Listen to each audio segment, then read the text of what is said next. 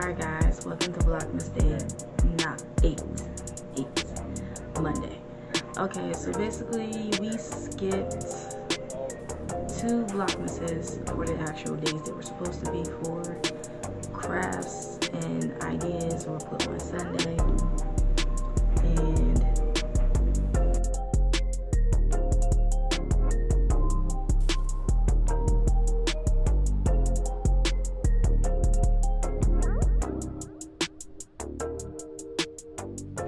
where my cat at? Movies and top 10s were put onto Monday. Only because for the original days I did something else. Life changes. Okay, so for this Vlogmas, we're discussing my top favorite movies. And I picked out 10, but I added additional 3 movies because there was a lot of movies this year that me and my homies had seen. Okay, so it's going from least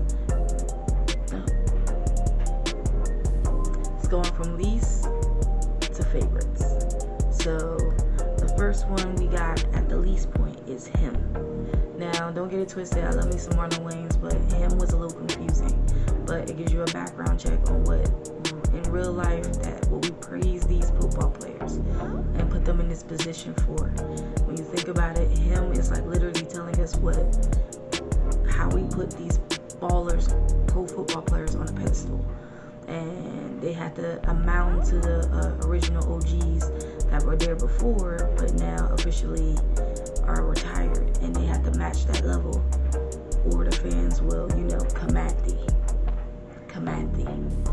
So I kind of get it, but it was still a little bit confusing. It was all over the place, but I understand a little bit of the backstory. Next, The Companion. That was a good movie, but it's also a little bit over the place. It's the realization of making AI robot people, and basically in this movie you get a full-on in-depth of like AI robots, but we didn't know they were robots until you saw like cutscenes into like how they did this, how they did that.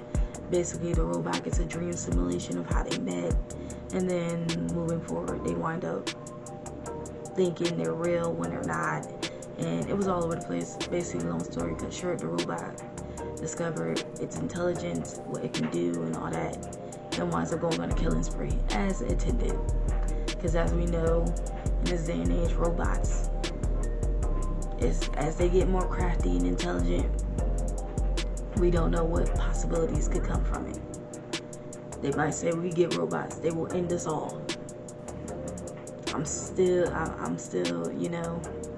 that level of thinking that. Okay, the next movie is G20.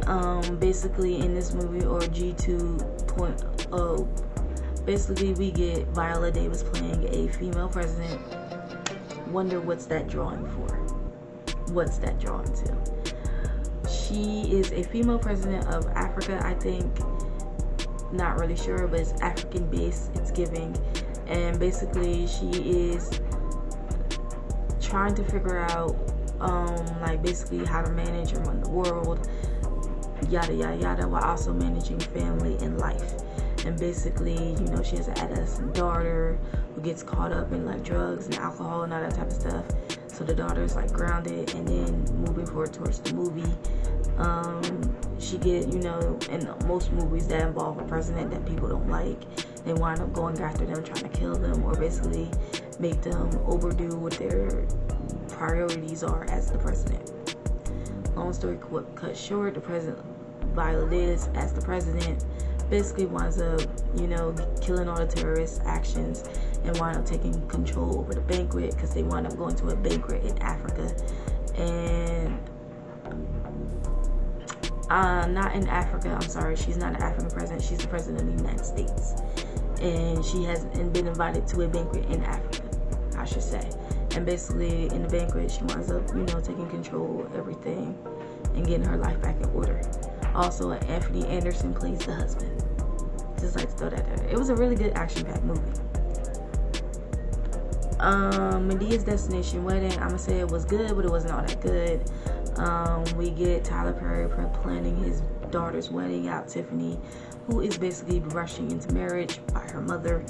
And if you watch Boo and Boo 2, you'll get an understanding of where Tiffany is in this story, in this movie and all this type of stuff. Because he also announced it in the other Medea movies. Like if you watch Medea Family Reunion, he announces his daughter's name and everything. So yeah, it was a good movie, but it was a hit and misses. The next movie we have on our list is Jurassic World Rebirth. That was a good ass movie. Watching the dinosaurs and then watching them clone and remake the dinosaurs basically out of other animals. That's the whole gist behind it. They're taking the original dinosaurs and remaking them into like unknown creatures. And it was good. It was scary and terrifying because some of the motherfuckers looking crazy. Makes you wonder what they're gonna do in this world, day and age. Because they did say, little known hint, that the Japanese or the Chinese is trying to bring back some of our millennium old creatures from the dead. I don't know how I feel about that. But that's just a rumor. Next we have Lilo and Stitch. I love this movie. It is a movie from my generation. Live action, just like The Lion King, and it was made perfectly. The only thing I have an issue with is that they did not bring in Captain Gantu from the animated version. It was a good ass movie. But watching Lilo and Stitch and seeing him in his fuzzy blue format running around acting all crazy, I love that. I just hope that we get to see part 2 and see if they'll bring out all his cousins. Because as we know, Stitch is only 6'2". Stitch, he is a part of the other 625 other cousins. Don't think I forgot.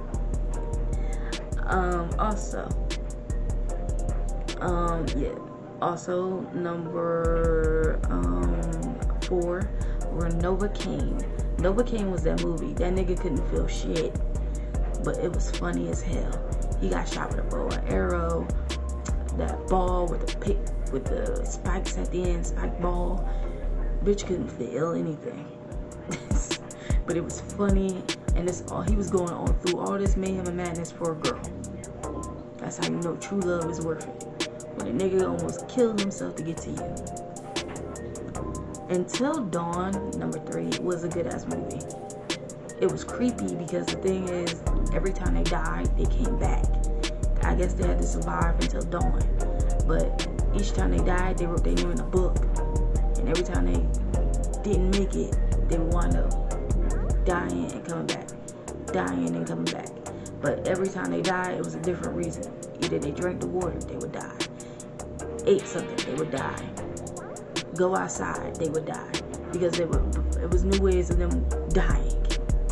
And then coming back. And each time they wrote their name in the book, they could tell they done died too many times. That shit was crazy. Weapons was funny as hell. It was funny. Basically in the movie, to start off with, parents notice that all their kids are going from one classroom. They call the teacher a witch. And basically in the next couple scenes over, it discovered that the grandma was using the youth, trying to drink the youth of the kids or whatever to live longer, last longer, because she had cancer. And basically was using this magic plant to control the kids and this little boy's parents. From the movie, then at the end of the movie, it's really funny. Once the little boy snapped the stick in half, the kids went haywire and they started to go after the grandma. Spoiler, they ate her alive. Disgusting. Ugh. That was the most gruesome scene in that movie. But it was a good movie. Before we get to number 1, I'm going to share these 3 additional movies that I saw. For starters, The Conjuring, Last Rites. Anything a part of the Conjuring series, I love. Not to mention the fact that we all know Annabelle is a real true character in the movie. Not porcelain, but we all know Raggedy Ann doll. And then, the care what nobody said. I don't think they made that shit up, because there's people out there that really do be seeing ghosts and stuff. Okay? And then Annabelle went on a world tour and then she went missing. So explain that shit. Explain that shit. Then we have Five Nights at Freddy's. I've seen Five Nights at Freddy's 1. Five Nights at Freddy's 2 just came out this year and it was good. I expressed that in Vlogmas Day. What Vlogmas was that? Vlogmas Day 6. Very good movie. And Vlogmas Day, not Vlogmas Day, I also liked it that it kind of gets the games and everything, the story, the origins, all of it. Scott Cawthon really did do his big one with this one. Lastly, Wicked. As always, I've seen Wicked Part 1, Wicked Part 2. Oh my God. Her sister was more evil than she was. And the animals, I felt sorry for. I ain't gonna lie, it was a tearjerker a little bit because you felt bad for the animals. But Wicked was very good, and she finally accepted that she is wicked. I hate to say it, I still don't like Glenda. Phony friend right there, phony friend. Number 1, this year alone, Sinners. Lord, Sinners. For starters on hand, we have to give claps to Michael B. Jordan for that movie, for creating that movie. I think I'm gonna do this. I'm gonna do a Sinners movie talk about, because it's been seen my point of views on why I give Sinners number 1 spot. But it was a good movie, very good movie.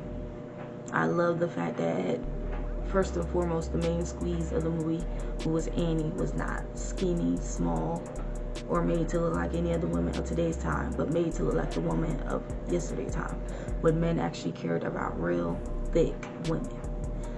Then we had the story of vampires, the decoration, the destiny, what is it? The decades of music.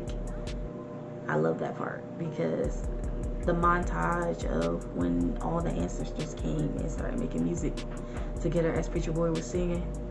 You know that that part, that soulful part. I love that part, and I can't wait to talk about it. I think I'm gonna talk about it in one of the Vlogmases. That was a good movie. Very touched. The only thing I think I'm mad about is Smoke dying at the end. My heart, tear.